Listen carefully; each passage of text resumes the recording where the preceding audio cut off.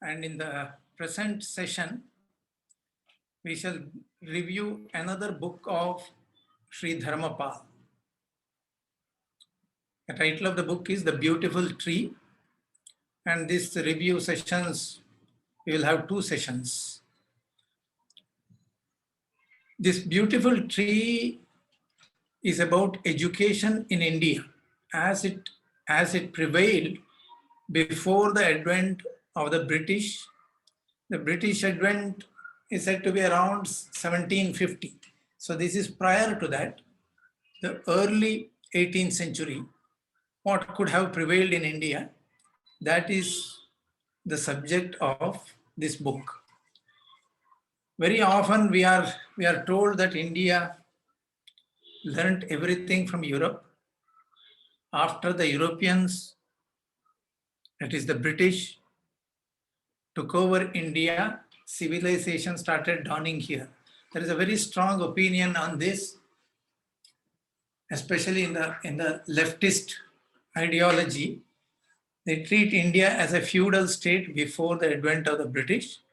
And the British occupation, though it was inhuman on many counts, that they accept, but still they will say that it was an unconscious tool of history. So India became one nation after the British occupation. India got the railways after the British came here. So the technology, industry, all these things is given by the Europeans. That is the concept. So India did not have any education, no worthwhile education system in India. This is also a dominant streak of this thought process. Whereas Sri Dharmapal, based on the actual original documents collected based on a survey by the British authorities at the beginning of the 19th century, the first half of 19th century, around 1820 to 1830, that is the period, what they have collected as a report of a survey. Based on those documents, he reconstructs what was the education system in India before the advent of the British. That is the subject matter of this book. The Beautiful Tree. It is interesting to see how the title was selected. As you're aware that Sri Dharmapal was a 20th century person. He was born in the 20th century, early years of 20th century. Not even early years, we should say, in 1920s. And he lived up to 2004. And he is referring to an incident around 1930s. In 1931, Mahatma Gandhi had gone to England to attend the Round Table Conference. And Mahatma Ji remained in England for about 3 months during that visit. And he met, addressed several British leading intellectuals and politicians, statesmen, and try to convince them of the need for India's independence, India's point of view. What is this freedom movement is attempting to do? This he tried to communicate to the British elite. During one of those meetings, Mahatma Gandhi made a statement in one of the speeches. He said that India had an education system which was very vibrant and very purposeful, very useful. But after the advent of the British took over India, they wanted to see what is this system about. So there was a plant of education in India. So they scratched at the root of this plant. They removed the plant from the surface of the earth, pulled it out, and examined the roots of the plant. And then they did not put it back on earth. They just left it to die. And the beautiful tree perished. This is what Mahatma Gandhi observed in 1931 in a meeting hall while addressing the British elite. When he did that, he had an immediate reaction from the audience. There was one Philip Hartdog. Philip Hartdog. The second line here. He was in India for about 10-12 years. He was the Vice Chancellor of Dhaka University, and he had just returned to England in 1929. And he was among the audience. He stood up and protested to Mahatma Gandhi and said, "You cannot say this, Mr. Gandhi. If you have to say it that the British had really destroyed your system, then you must support it with documents." And when he says documents, he said precise references to printed documents. I want to see that. Because what you are saying is a falsehood. That was his charge. Mahatma Gandhi said, "No, I do have documents. I can share it with you.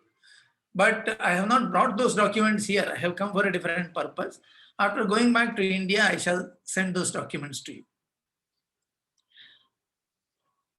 Following this, Philip Hartdog kept on asking Mahatma Gandhi, where are the documents? Where are the precise documented references based on which you made this charge? He had long correspondence with Mahatma Gandhi. Mahatma Gandhi asked some professor in Bombay to send certain documents to him. And he also sent some of the articles written by the leading Indian intellectuals at that time in Mahatma Gandhi's publication, which was the Harijan and the Young India. There were two publications published by Mahatma Gandhi, and he used to write in both these in every issue. And there are many others who used to write, Shankaran Nair and others used to write on those. And those articles he sent. But Professor Philip Hartdog would not accept them. He said that these are not contemporary documents. You are saying the British have destroyed Indian education in the 18th century, in the 19th century. You should give me the documents of the 18th and 19th centuries, not 20th century articles written by your friends. That is not acceptable.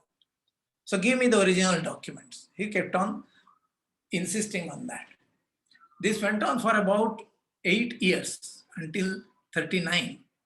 And Hartdog did not leave Mr. Gandhi, Mahatma Gandhi.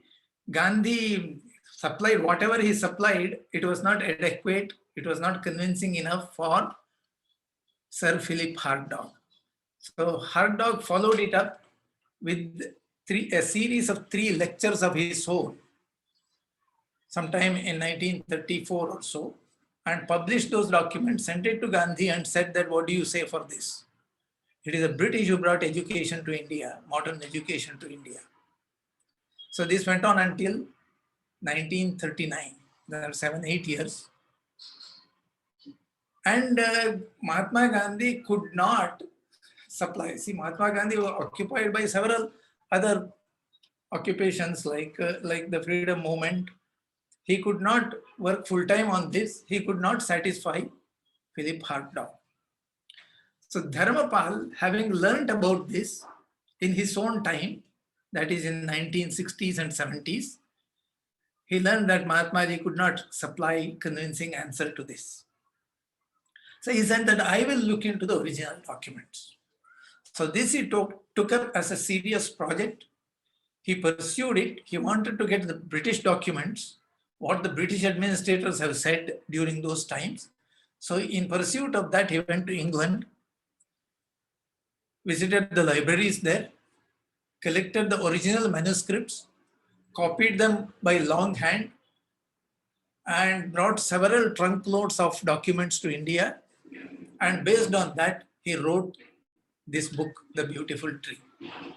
The phrase taken is from Mahatma Gandhi's statement, the beautiful tree perished. So he titled it as The Beautiful Tree. And as it is his wont, Sri Dharmapal always would give the original records in full. It is not just quotations. This book contains about 420 pages or so, but only 50 pages is contributed by Dharampal. The rest of the book contains the documents, survey reports of the British administration in the beginning of 19th century, that is 1820s, in 1830s, that is the period.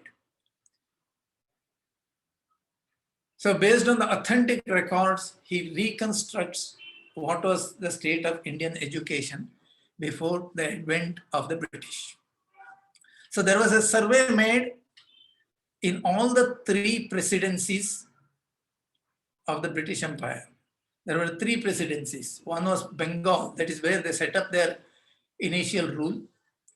Then also in Madras and in Bombay, covering almost the entire India, except certain princely states where they still had control as residents.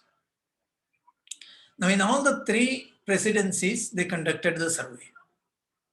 In the Madras presidency, it was around 1822 to 25, 3 years. Extensive survey was conducted in and around Madras, Chengalpattu area. That is where they conducted the survey. And in Bengal presidency, it was done in Bengal and Bihar. And in Bombay presidency, they conducted it in Punjab, a little later, that is. Okay. But the net result of these reports, when it was sent to England, they did not take a very positive view of that. So their conclusion is that the Indian system had become merely self-perpetuating and otherwise barren. This is the comment from the leaders of the empire from London. We can see for ourselves whether it is really so.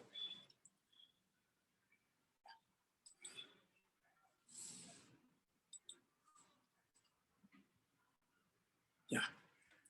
So Sri Dharampal writes about the platform on which these kind of conclusions were based. Says Dharampal, it seemed inconceivable to Harddock that late 18th or early 19th century India could have had the education and facilities which Gandhiji and others had claimed.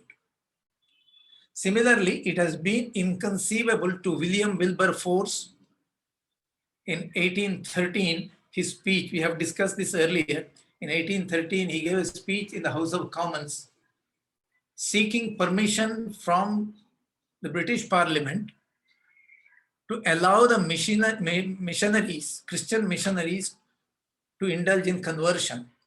Until then, Christian missionaries were converting, they were permitted to convert in Goa, but not in British Empire, because they suspected some repercussions on that. But Wilberforce convinced the British Parliament to permit the missionaries to indulge in open activity of conversion with the support of the East India Company. That was in 1830. So William Wilberforce, 125 years earlier, that the Hindus could conceivably have been civilized without the benefit of Christianity. He could not conceive that without Christianity, the Hindus could be civilized. To Harddock, as also Edward Thompson, a historian in 1930, and before them, to an extent, even to William Adam, a former Christian missionary who turned journalist, who undertook a survey of Bengal region in 1835-38. And some of the Madras presidency collectors in 1822 to 25, it was axiomatic that these Indian educational institutions amounted to very little, and that the Indian system had become merely self-perpetuating and otherwise barren. By self-perpetuating, it means they existed for the sake of existence as parasites, but not really useful. The collection of information about the extent and nature of indigenous Indian education were largely the consequence of the long debate in the House of Commons in 1813. This debate focused on the clause relating to the promotion of religious and moral improvement as presented by William Wilberforce in India. And after 1813, it took several years before the administration really took the stand that we need to conduct a survey. In 1813, they permitted this, but then in 1820s, Sir Thomas Munro was the Governor General of Madras Presidency, and he advocated conducting a survey. So the survey started in 1822. It took about 3 years and in various districts of the Madras Presidency. And the report was submitted to the East India Company, London. Yeah. So the reports were mainly 3, as I mentioned already. William Adam, a former Christian missionary, on the indigenous education in some districts of Bengal and Bihar, 1835 to 38. Published extracts of a survey made by the British authorities regarding indigenous education in Bombay Presidency during the 1820s. Published extracts from another wider survey of indigenous education made in the Madras Presidency during 1822 to 25. These are the 3 source material reports which Dharmapal banked on for his thesis. When the report was submitted to England, the receipt and after the receipt of survey information and papers, the reply Madras received ridiculed and altogether dismissed what had been reported to be functioning. In a public dispatch of the 16th April 1828, Madras was told that the information sent, while lacking in certain respects, was yet sufficiently complete to show that in providing the means of a better education for the natives, little aid is to be expected from the instruments of education which already exist. So if this was the policy, then naturally, over the next few decades, this system was allowed to die. The new education policy, which was formulated and implemented by Lord Macaulay and Lord Bentinck, did not take help from the existing system, and they took certain fiscal measures, the economic measures, because of which this schooling system completely dried up and finally died. It was replaced by the British education system, of which we all are products today. Today's modern intellectuals of India are the product of that system.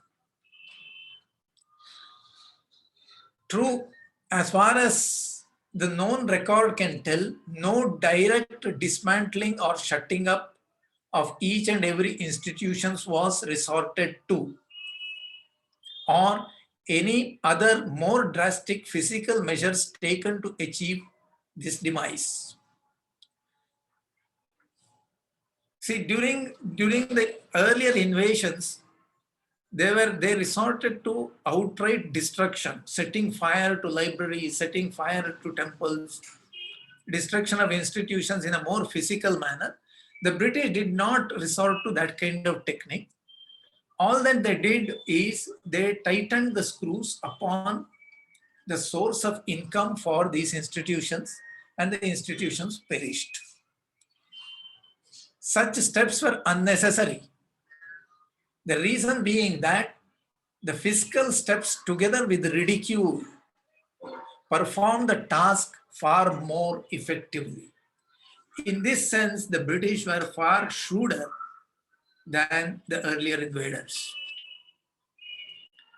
Much before the papers of the survey were actually sent to London, the London authorities expressed their appreciation of this initiative. They also approved of the collectors having been cautioned against exciting any fears in the people that their freedom of choice in matters of education would be interfered with. See, they said you conduct a survey, but don't rouse any adverse feeling, any fear among the natives. This approval was followed by the observation, but it would be equally wrong. This is before the survey. They say, but it would be equally wrong to do anything to fortify them. Don't support them, don't fortify them, but don't excite fear among the natives. In the absurd opinion that their own rude institutions of education are so perfect as not to admit of improvement. We cannot use them. We have to improve upon that. So don't create an impression that these institutions are good. This was the caution voiced by the leadership. But eventually, on the net effect of this is the Madras Presidency data, which forms the bulk of this book, was collected during the 1822 to 25. The educational system to which the data pertained was much older. It is not belonging to the period of 1820, because by 1820 it has already started declining. What the data collected was pertaining to an earlier period before the advent of the British. It was still the dominant system during the 18th century, after which it started decaying very rapidly. After 1750, it started decaying very rapidly. The Adam report reflects that the decline in the fourth decade, of 19th century. Fourth decade means the third of these reports was between 1835 to 38 in Bengal and Bihar. That was the Adam report. That indicates a decline, very clear indication, clearly indicates a decline of the system. Now we'll look at the survey report, the content of the survey report. William Adam, in his first report, observed that there exist about 100,000 village schools in Bengal and Bihar around the 1830s. He is only talking about Bengal and Bihar, which may be about 1/10 of India. But he says that in this region, there are about 100,000 village schools in Bengal and Bihar in the 1830s. This is about 80 years after the British rule started.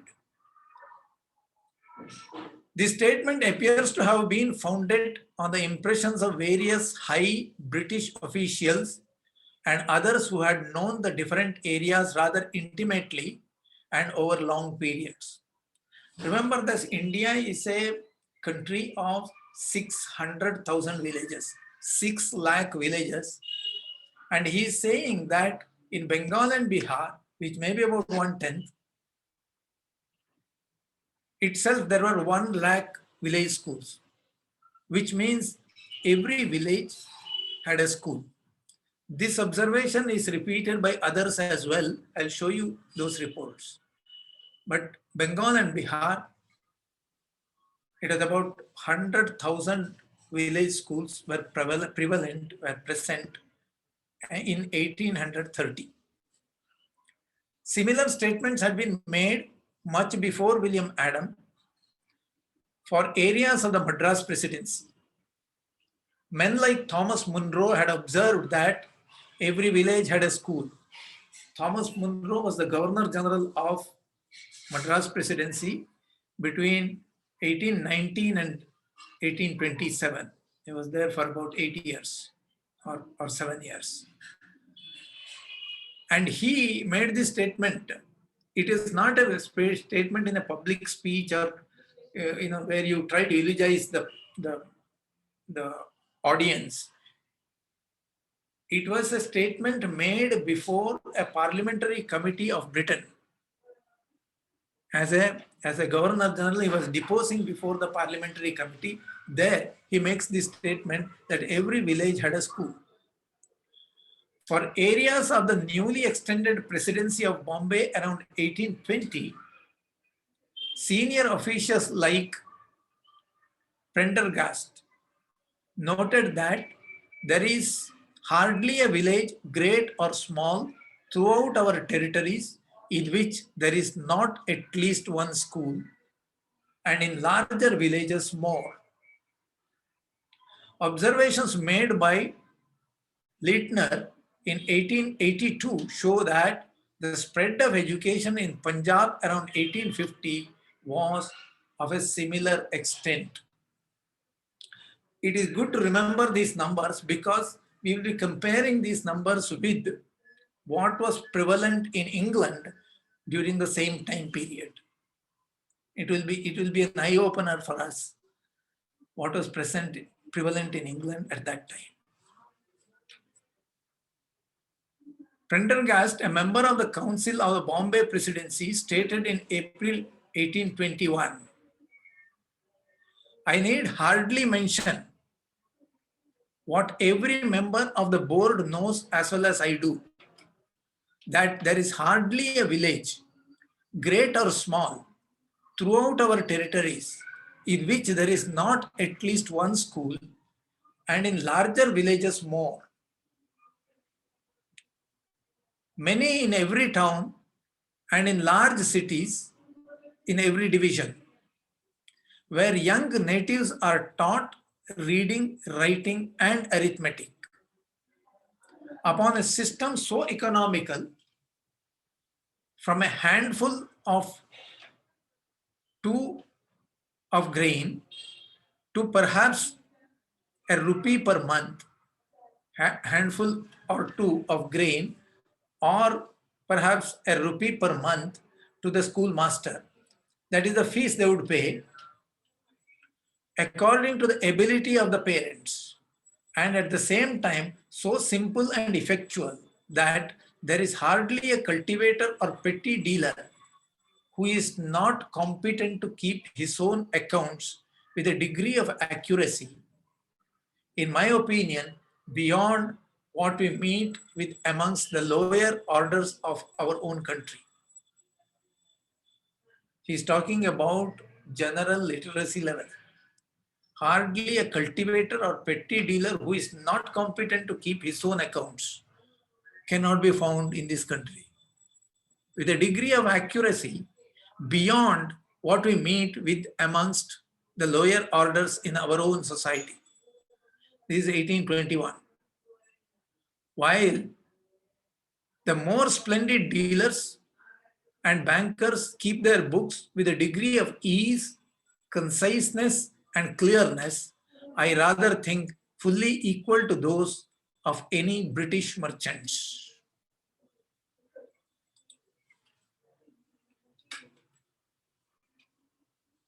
At any rate, Leitner's researches showed that at the time of annexation of Punjab in 1849,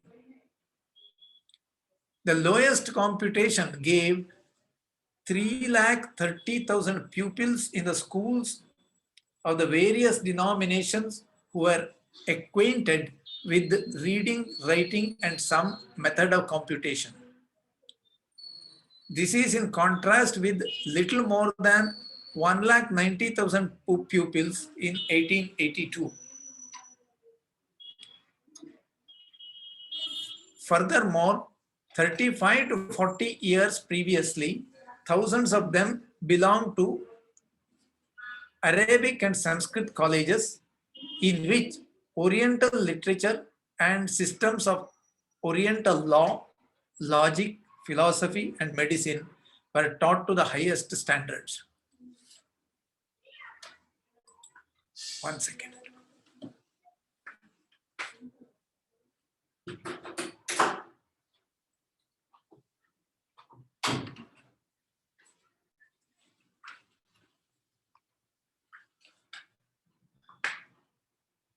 England had few schools for the children of ordinary people till 1800. Notice the comparison. The situation in India in 1800 is certainly not inferior to what obtained in England then. And in many respects, Indian schooling seems to have been much more extensive.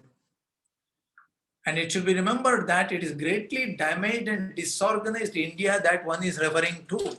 Because the earlier 600 years, it was not an ordinary period for India. And the attack was not merely on the war front, but on the villages, on the society, everywhere. And it is an all-out war. But even after that 6 centuries of strife, what prevailed in India in 1800 was superior to what prevailed in England at that time. The content of studies was better than what was studied in England. The duration of study was more prolonged. The method of school teaching was superior, and it is this very method which is said to have greatly helped the introduction of popular education in England, but which had prevailed in India for centuries. This is called the monitor method. It is said to have been borrowed from India. School attendance, especially in the districts of the Madras Presidency, even in the decade state of the period 1822 to 25, was proportionately far higher than the numbers in all variety of schools in England in 1800. I'll give you the statistics a little later, comparative statistics, but it was superior in every respect. In fact, when they compare it on 10 different yardsticks. On every one of them, India stood better than Europe during the 1800s. Every one of them. Some of them are mentioned here. How many children per population, per 1,000 families, how many children attend the school? What is the gender proportion in that? What is the caste breakup in that? And what is the length of study in the school? The student remains in the school. What is the number of subjects they study? What is the quality of the teachers who are teaching that? All these items, all these parameters, in every one of them, India compared very well with Europe at the time of 1800. The conditions under which teaching took place in the Indian schools were less dingy and more natural. And it was observed that teachers in the Indian schools were generally more dedicated and sober than in the English versions. The only aspect, and certainly a very important one, where Indian institutional education seems to have lagged behind was with regard to the education of girls. Quite possibly, girls' schooling may have been proportionately more extensive in England in 1800 and was definitely in the case a few decades later. Accounts of education in India do often state, though it is difficult to judge their substantive accuracy from the data which is so far known, that the absence of girls in schools was explained, however, by the fact that most of their education took place in the home.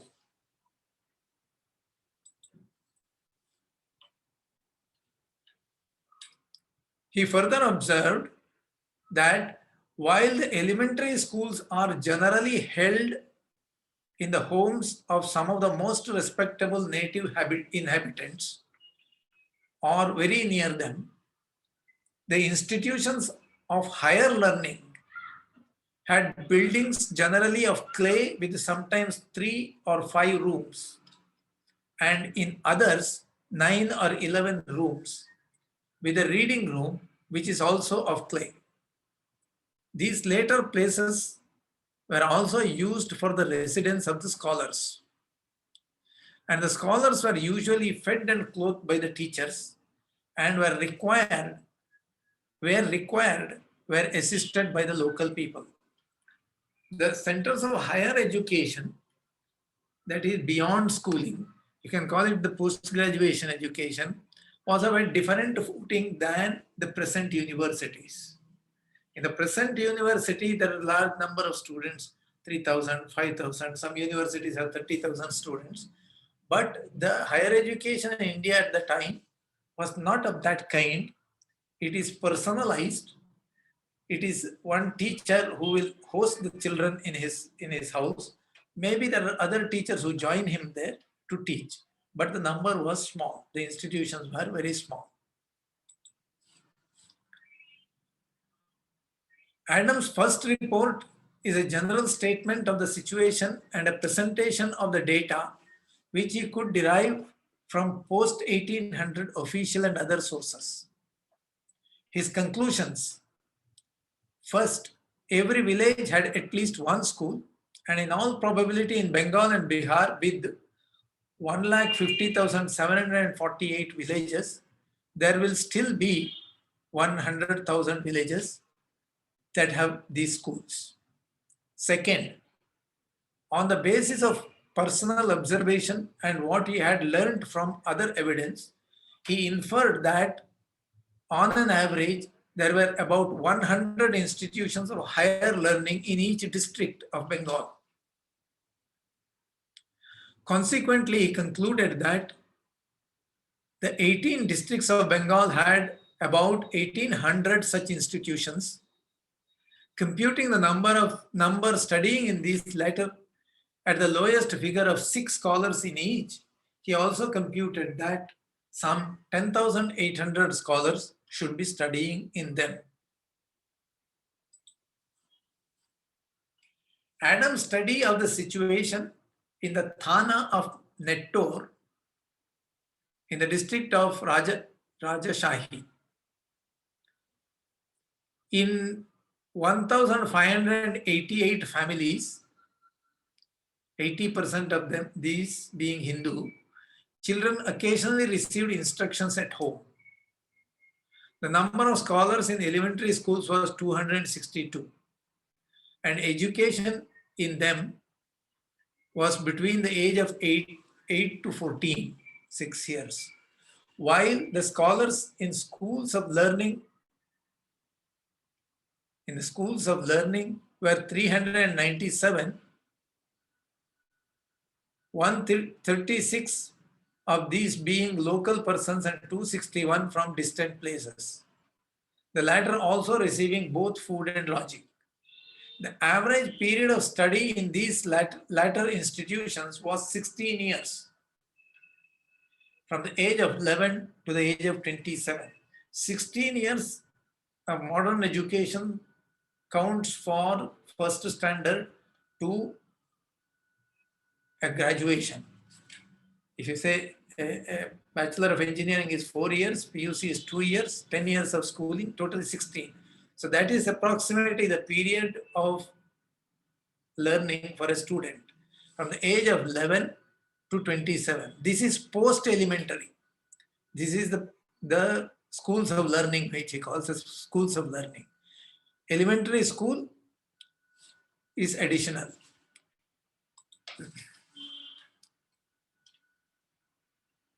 And the education is not confined to certain castes. Generally, there is a opinion that it was confined only to certain castes, and the records refute this very emphatically. See this: the Madras Presidency and Bengal Bihar data, which presents a kind of revelation. The data reveals the background of the teachers and the taught. It presents a picture which is in sharp contrast to the various scholarly pronouncement.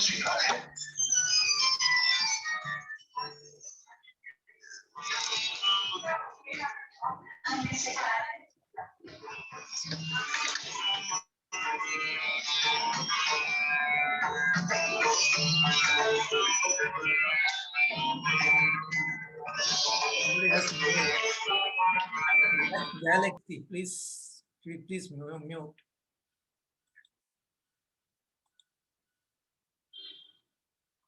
Sir, please continue, sir. Yeah. Sorry. I'll continue. Yeah. The Madras Presidency and Bengal Bihar data, which presents a kind of revelation. The data reveals the background of the teachers and the taught. It presents a picture which is in sharp contrast to the various scholarly pronouncements of the past 100 years, in which it had been assumed that education of any sort in India, education in any sort of any sort in India, till very recent decades, was mostly limited to the twice born amongst the Hindus. Twice born means upper caste. And amongst the Muslims to those from the ruling elite. The actual situation which is revealed was different, if not quite contrary. For at least amongst the Hindus, in the districts of the Madras Presidency, and dramatically so in the Tamil speaking areas, as well as the two districts of Bihar, it was the groups termed Shudras and the castes considered below them who predominated in the thousands of the then still existing schools in practically each of these areas. That is all districts of Madras and Bihar. It has generally been assumed that the education of any kind in India, whether in the ancient period or just at the beginning of the British rule, was mainly concerned with the higher and middle strata of society. And in case of the Hindus, it was more or less limited to the twice born. This is the assumption. However, as will be seen from table 2, the data of 1822 to 25 indicate more or less an opposite position. Such an opposite view is the most pronounced in the Tamil speaking areas where the twice born reigned between 13% in the South Arcot to some 23% in Madras, while the Shudras and other castes ranged from about 70% in Salem and Tinnevelly to over 84% in South Arcot. In Malayalam speaking Malabar, the proportion of the twice born was still below 20% of the total, while the Shudras and the other castes accounted to some 54% of the school going students. Notice these percentages are given as the students participating in the schooling, who are attending the schools. 13% in South Arcot is a twice born, 23% in Madras, but the Shudras and other castes are 70% and 84%. In Kerala, it is the twice born is 20% and others are 54% in the school going students. In the largely Kannada speaking Ballari, the proportion of the twice born went up to 33%, while the Shudras and others castes still accounted for some 63%. The position in the Oriya speaking Ganjam was similar. The twice born accounting for 35.6% and the Shudras and other castes being around 63.5%. It is only in the Telugu speaking districts that the twice born form the major proportion of the school going students. Here, the proportion of Brahmin boys varied from 24% in Kadapa to 46% in Vizag.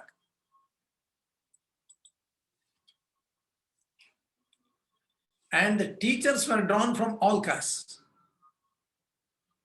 The first striking point from this broader survey is the wide social strata to which both the taught and the teachers in the elementary schools belong. It is true that greater proportion of the teachers came from the Kayasthas and Brahmins, Sadagopa and Aguri castes. Yet, quite a number came from 30 other caste groups also. And even the Chandalas had 6 teachers. Please note this. Even the Chandalas had 6 teachers. The elementary school students present an even greater variety, and it seems as if every caste group is represented in the student population. The Brahmins and Kayasthas nowhere forming more than 40% of the total.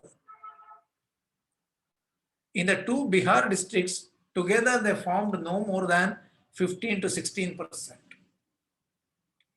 The more surprising figure is of 61 Dom and 61 Chandal school students in the district of Burdwan, nearly equal to the number of Vaidya students, that is 126. 61 plus 61 is 122. So they equal to the other Vaidya students in that district. While Burdwan had 13 missionary schools, the number of Dom and Chandal scholars in them were only 4. And as Adam mentioned, only 86 of the scholars belonging to 16 of the lowest castes were in these missionary schools, while 674 scholars from them, from those castes, were in the native schools.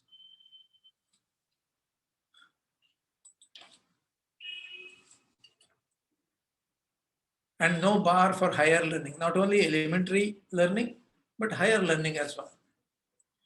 In most areas, the Brahmin scholars formed a very small proportion of those studying in schools. Higher learning, however, being more in the nature of professional specialization, seems in the main to have been limited to the Brahmins. This was especially true regarding the disciplines of theology, metaphysics, and ethics, and to a large extent the study of law. But the disciplines of astronomy and medical science seem to have been studied by scholars from a variety of backgrounds and castes. This is very evident from the Malabar area, Malabar data.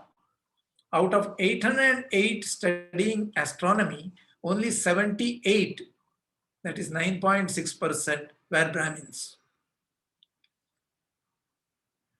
And the 194 studying medicine, only 31, that is 16%, were Brahmins.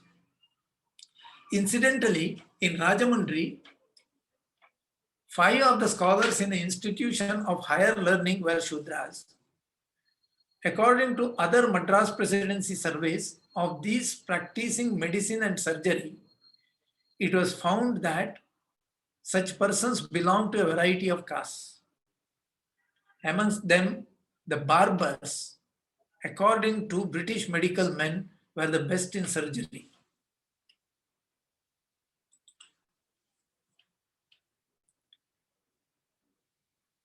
While several of the collectors observed that no institutions of higher learning were then known to exist in their districts, the rest reported a total of 1,094 such places.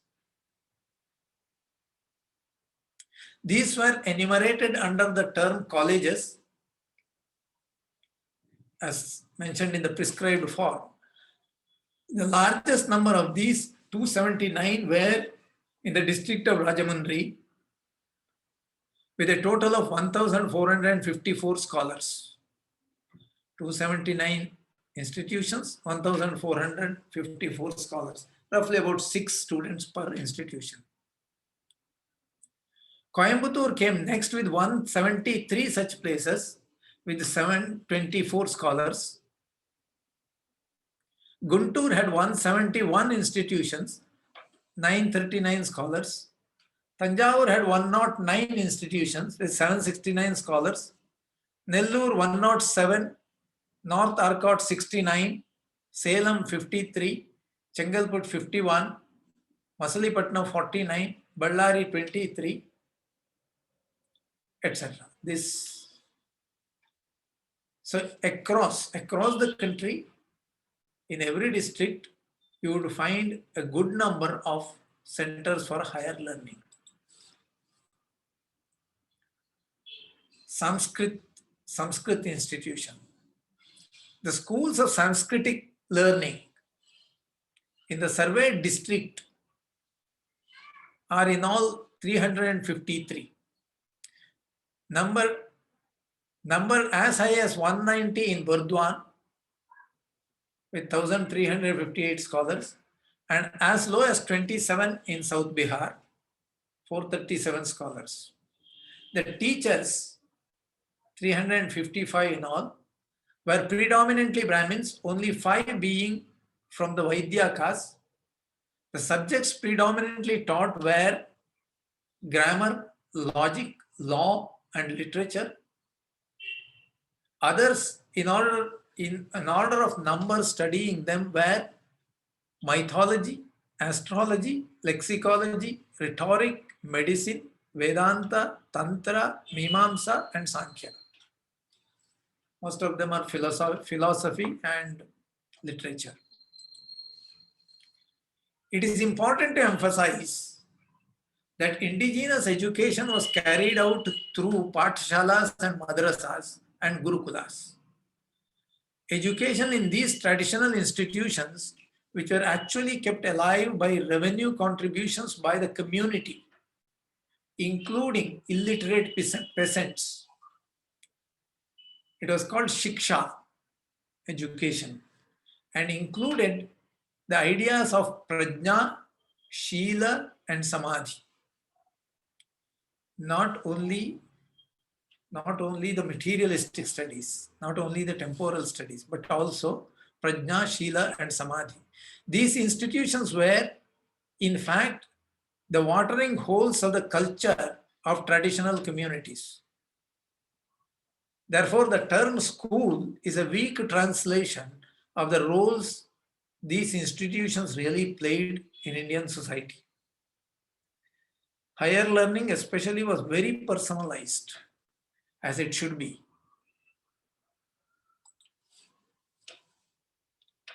What is the meaning of this Prajna and Shila?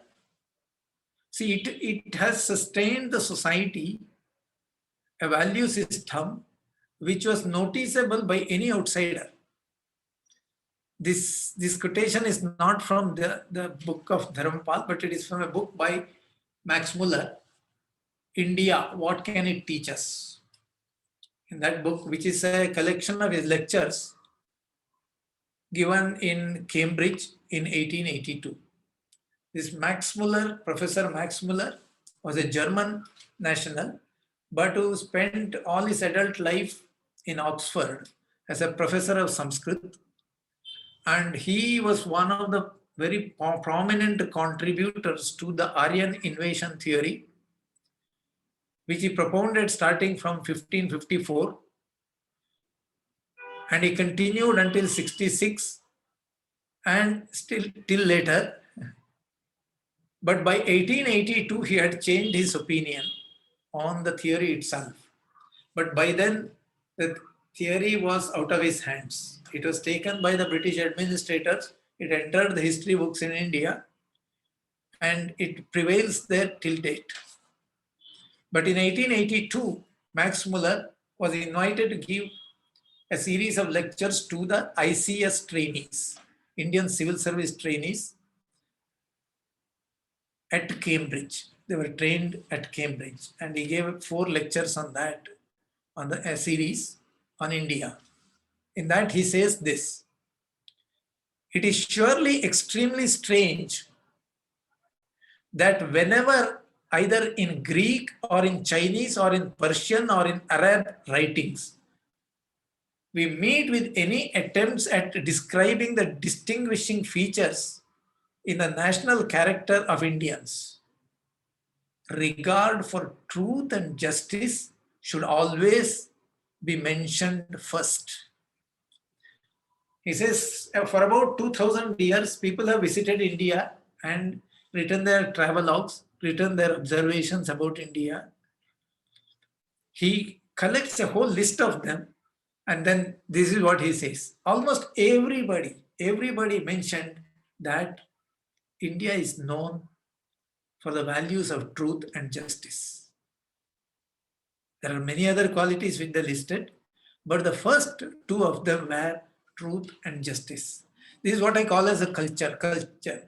The schooling system, the prajna, the shila, samadhi, so the ideas of spirituality, this was ingrained in our education system itself. And the education was personalized, a good teacher and a good student. It is a personal communication. Higher learning is not a mass education as per traditional India. And it is conveyed, it served as the watering holes of a society. This is another quotation from Sleeman's book. Colonel Sleeman, he was a colonel and later he became a major general. He served the East India Company for about 40 years. At a very young age, he joined the Indian Army, that is British Indian Army, and then rose to become a very senior official. And he has recorded his experience in this book, Rambles and Recollections of an Indian Official. The book is available online. One can download and read it. This book was published around the 1840s. This gentleman was a British official but was in charge of a very important activity called, putting down the thuggis. He was a commissioner for the suppression of thuggis. Thugs were a clan, a group of criminals, organized criminals who existed in India starting from 1300 onwards. And they were dacoits and they lived that way.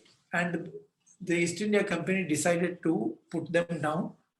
So Colonel Sleeman was in charge of that task.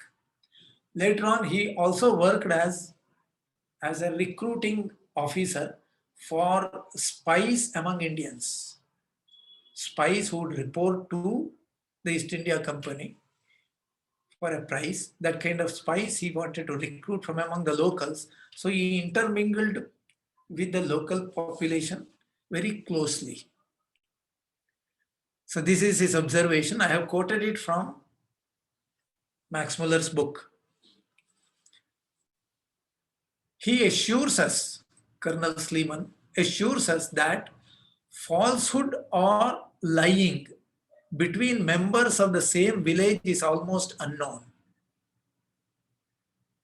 Speaking of some of the most savage tribes, the Gonds, for instance, he maintains that nothing would induce them to tell a lie. Though they would think nothing of lifting a herd of cattle from the neighboring plain. They had values of their own.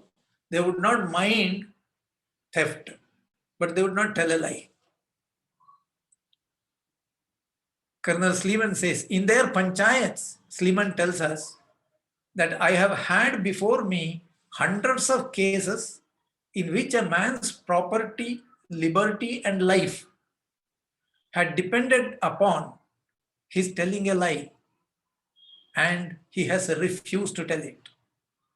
This is a British officer's observation in the first half of 19th century. So what I'm trying to point out here is that the Indian education system fostered values. Values are the very important component of our education system.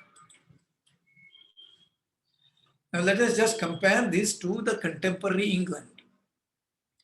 1801 to 1851. The figures are here. the number of schools in England, England is about 1/20th of India. The number of schools prevalent in the whole of England was 3,363 in 1801. This includes all kinds of schools, including the Sunday schools, where a child attends the school only for a couple of hours once a week. 3,663. But by 1851, it had risen to 46,114. So the modern education or universal education literacy programs in England was a phenomenon of 19th century. Whereas it was much earlier in India, we had a universal education system. A few files, few quotations on this. A very early statute of England specified, he's talking about an early statute means he's talking about the law of the land around 1650. No one shall put their child apprentice within any city or borough unless they have land or rent of 20 shillings per annum. That means this is part of the education, that the apprenticeship is meant only for the rich. If you don't have that, then, but they shall be put to such labor as their fathers or mothers use. This is hereditary caste system. Or as their estates require. It nonetheless also stated, that is the statute stated, that any person may send their children to school to learn literature, but not crafts or technical things. By the later part of the 18th century, Britain also had around 500 grammar schools. When I say later part of 18th century, it is 1750 to 1800 we are talking about. 500 grammar schools. However, and the number is for the whole of England, mind you. However, this considerable learning and scholarship were limited to very select elite. From about the mid-16th century, however, a contrary trend had set in. It even led to the enactment of a law that the English Bible should not be read in churches. Scriptural studies were not meant for the layman. The right of private reading was granted to nobles, gentry, and merchants that were householders. It was expressly denied to artificers, apprentices, to journeymen and serving men of the degree of yeoman or under. To husbandmen and laborers, it is denied for all these people, so as to allay certain symptoms of disorder occasioned by a free use of the scriptures. Churches were forbidden to read that Bible, but private reading was permitted for the elite of the society. Others, it was denied. This is mid-16th century, 1550. That is the beginning of the European Renaissance. It was that, see, India had a caste system, yes, but the caste system obtained in England also, in Europe also. It was meet for the plowman's son to go to the plow and the artificer's son to apply the trade of his parents' vocation. And the gentleman's children are made to have the knowledge of the government and rule in the Commonwealth. For we have as much need of plowmen as any other state. And all sorts of men may not go to school. This was the late 16th century period. See, this hierarchy prevailed in other places also, but when we are talking about India, we are comparing this hierarchy, prevalent hierarchy, and compare it to the modern Europe and say that you have to compare an apple with an apple. You can't compare the period of Ramayana, oh, this happened in the period of Ramayana, and compare it to the modern Europe of the 20th century or 21st century. That is a very unfair comparison. You should compare it to the prevalent practices in other societies at that time. And if you compare it, you don't have to feel any kind of diffidence on account of our history or tradition.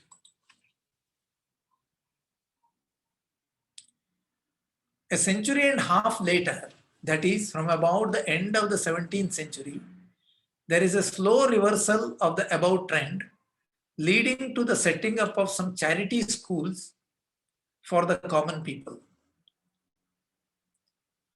That is in the 17th century, end of 17th century. These schools are mainly conceived to provide some leverage in the way of general education to raise the laboring class to the level of religious instruction. And more so in Wales, with the object of preparing the poor by reading and Bible study for the Sunday worship and catechetical instruction, that is religious instruction. Around 1780, it was succeeded by the Sunday school movement. Popular education, even at this period, was still approached as a missionary enterprise. The maxim was that every child should learn to read the Bible by 1780. The hope of securing a decent observance of Sunday led to the concentrated effort on the promotion of Sunday schools. After some years, this attention focused on the necessity of day schools. Day schools mean throughout the week. From then on, school education grew apace. Nevertheless, even as late as 1834, the curriculum in the better class of national schools was limited in the main to religious instruction, reading, writing, and arithmetic. In some country schools, writing was excluded for fear of evil consequences. This is 1834.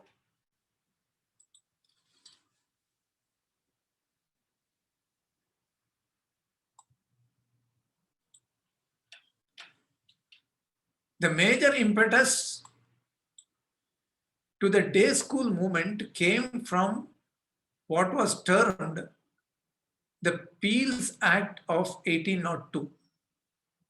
This act required the employer of young children to provide for the first 4 years of the 7 years apprenticeship competent instruction in reading, writing, and arithmetic, and to secure the presence of his apprentice at religious teaching for 1 hour every Sunday and attendance at a place of worship on that day. But the act was unpopular and its practical effect was not great. This is 1802. And the teacher's competency level? In the beginning, the teachers were seldom competent. And Lancaster insinuates that the men were not only ignorant, but drunken. As regards the number of years of schooling, Dobbs writes that allowing for irregularity of attendance, the average length of school life rises on a favorable estimate from about 1 year in 1835 to about 2 years in 1851. Please compare it to what was the case in India. 1 year in 1835, the average time a student spends in the school, and 2 years in 1851.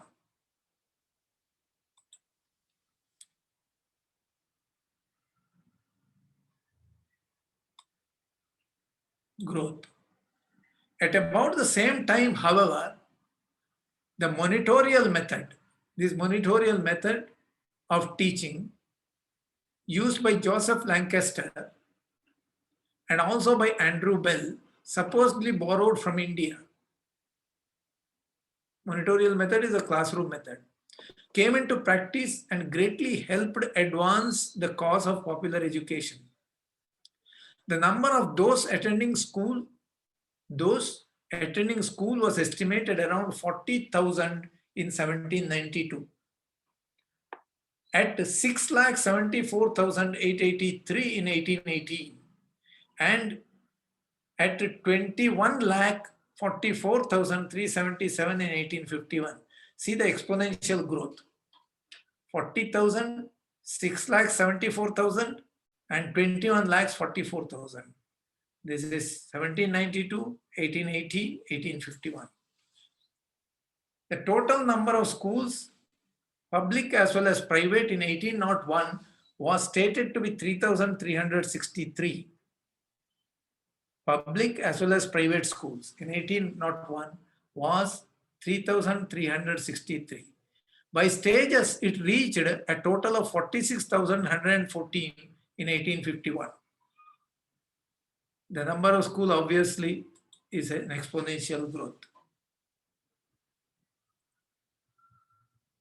After about 1803, every year a marked increase took place in the number of those attending schools in England. The result, the number of 75,000 attending any sort of school around 1800 rose to 6,74,883 by 1880 and 21 lakhs in 1851, an increase of about 29 times in a period of 50 years. It is true that the content of this education in England did not improve much during this half century. Neither did the period spent in school increase, spent by the children in the school increase. From more than an average of 1 year in 1835 to about 2 years in 1851.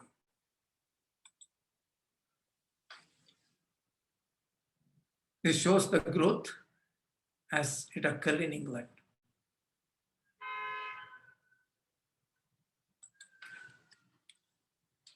Lastly,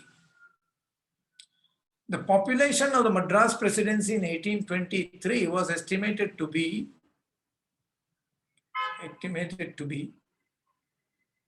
1,28,50,000.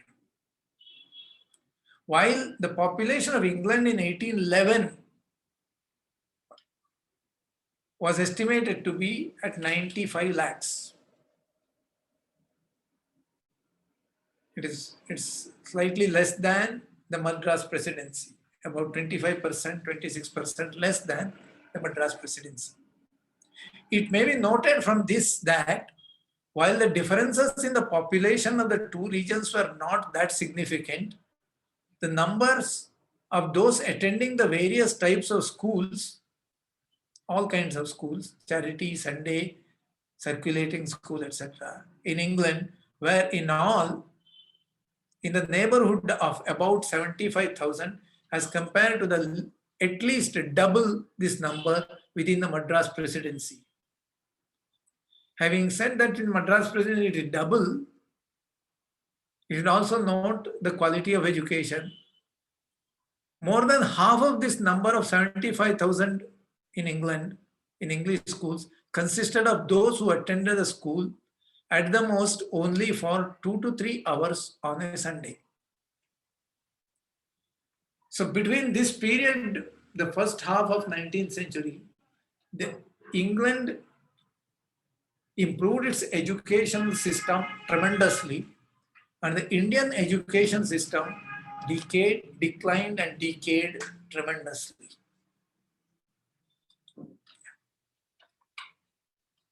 So this is the end of the first part. So I will continue in the next session.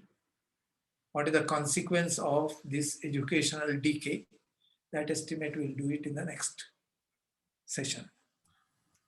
I stop here for now. And if there are any questions, I would like to hear. So thank you, sir, for this session. Any questions from the audience? Can I say something, Harinath? Yes, please. Hemant. Hi. Mr. Bhatt, thank you very, very much for this very wonderful exercise that we have had today. It was really fascinating and very interesting to go through this piece of information. I personally had not heard of Dharampal, so I'm definitely going to download the PDF and go through it. Thank you so much. I think I just wanted to noted a couple of points just to add to it. One was, this entire Bible studies thing that we had in England, because a couple of years back, I was doing a lot of research on Christianity, and I just came across this thing. I think one of the things that perhaps I would like to mention here is, before the 16th century, there was, we only had Roman Catholics, and it was the Vatican that was controlling most of the kingdoms in Europe. And once Protestantism came in, after Martin Luther and John Calvin, and when Elizabeth, Queen Elizabeth first adopted, the Protestant religion, I think that's where the paradigm shift happened when it came to Bible studies in England. Because prior to that, when it was with the Roman Catholics, they did not want people to read the Bible because the priests wanted the power. However, after Protestantism, they wanted to get rid of the priests. They did not want the priests anymore. They said, it's between me, the Bible, and God. So, and then that was also when the first Bible actually was printed in English. There was no Bible in English before that. It was all in Latin. So I think that bit of information, that makes sense when we see the migration in England from the education, where the Bible was not allowed. And then later on, the Bible came in. I think the other point was just about the values of the Indian system. So, this entire education system that we had is so beautiful, really. And it was conveyed very beautifully in this presentation. So I think what just occurred to me was, in the Vishnu Puran, we have a shloka which says, Tat karma yanna bandhaya savidyaya vimuktaya. Ayasaya param karma vidya anye shalpane punam.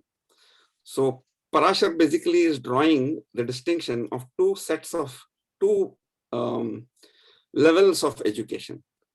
So one is the higher level of education, where, tat karma yanna bandhaya, that is karma which does not bind. And that is education which liberates, or that is knowledge which liberates. And then ayasaya param karma, whatever we do, the karma in the course of our profession is not ultimate. And then there are different other knowledge systems which are at a lower level, basically. So we always, I think in India, had this distinction between the higher form of education, where, as you mentioned, where you go towards moksha, samadhi, and all those things. And then the lower level. But when it comes to the Western education system, there is no higher system. There is only one, and that is to make money. That's it, period. It's all focused on profession and nothing else. So yeah, I just thought of mentioning those things. And yes, certainly it makes so much of sense because, the way the British looked at India in those days, it was Lord Macaulay, whom you mentioned, the person who actually who established the English Education Act in India in 1835. He once made a statement in one of his, it is in the minutes of one of his lectures in February of 1835. And he said that one shelf of literature in Europe, one small bookshelf, is more than the entire philosophies of India and Arabia put together. So that was a contempt that they had for us. So yeah, but anyway, I think that was really nice. And thank you so very much for this. It was extremely informative. And it has definitely given me a lot to jump into now. Thank you. Yeah. Study Dharampal. I will. Thank you, Hemant, for sharing those thoughts. Any other comments or questions, please?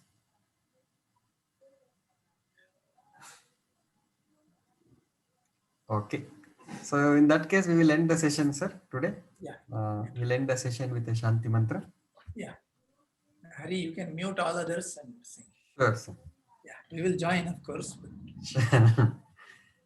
Om Sarve Bhavantu Sukhinah, Sarve Santu Niramaya, Sarve Bhadrani Paschyantu, Ma Kaschid Dukkha Bhag Bhavet.